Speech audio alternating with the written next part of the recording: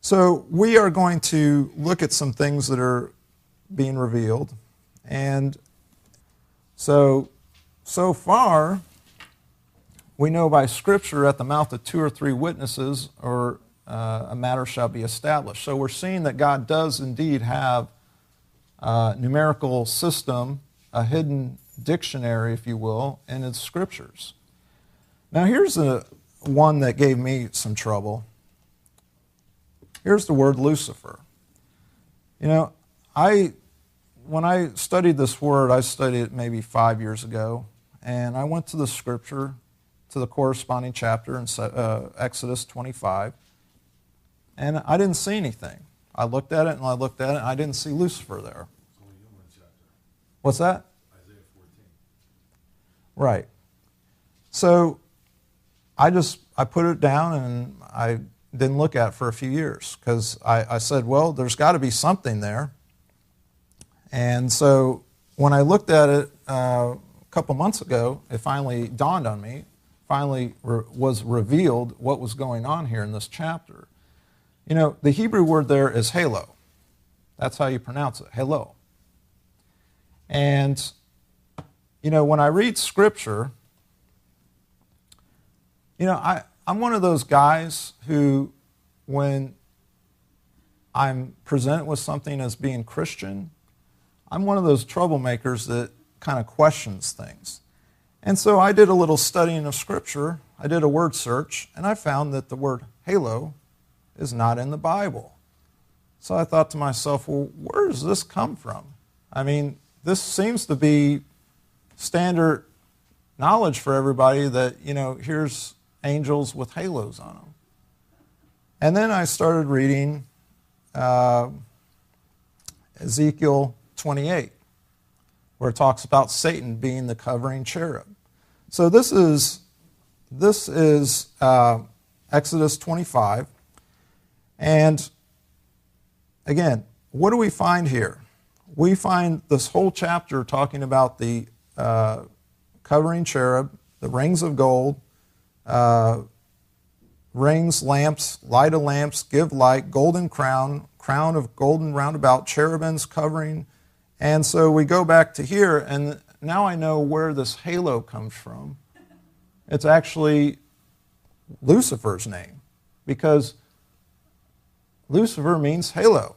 That's how it's pronounced. And you can't find a halo in the Bible. So we have to ask ourselves, where did these things come from? Now, Lucifer is one of the only covering cherubs that God has. There's a total of 5, and God cast Lucifer down from being His covering cherub. So I want to ask the audience here, which one of these is correct? Okay, so we have one person saying the right one is. I looked, it says Isaiah 14:12 here on the left, how you have fallen from heaven, O morning star, son of the dawn. And the right one says, how art thou fallen from heaven, O Lucifer, son of the morning. Now, I want you to pay very close attention to this, because on the left side, it says the morning star is falling, correct? On the right side, it says Lucifer's falling. Well, let's look at this passage and see who's falling. I, Jesus, have sent my angel to testify unto you these things in the churches. I am the root and the offspring of David and the bright and morning star. You know, for years, now I won't even tell you which version this is on the left. For years, I was so confused on this scripture right here. At one time, I thought Christ was the morning star. Then I thought Satan was the morning star. Well, you know what my problem was? It was the version I was using.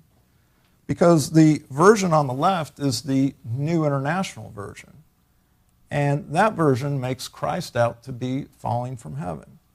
The version on the right, which is the correct version, the King James Version, correctly says that it's Lucifer falling from heaven. Now, the other interesting thing, which Brother Randy here brought up, was that there's only one time in Scripture that Lucifer is mentioned, and this is the passage. Now, if you have, and I did the study already on it this week, I looked up about 20 different versions. The only version that keeps Lucifer in the Bible is the King James Version. Every other version has Lucifer taken out of it. Now you have to ask yourself, why? Why would another version make Christ out to be the one falling from heaven, and the King James Version says it's Lucifer falling from heaven? And why would Lucifer be removed? Well, if you're a bad person and you don't want people to know about you, what would be the first thing you do? You take your name out of the story. So that's something to think about. Again, Christ says that he is the bright and morning star. And I looked in every version. Every version says in Revelation chapter 22, verse 16, that he's the bright and morning star. So you have to ask yourself, which one's correct?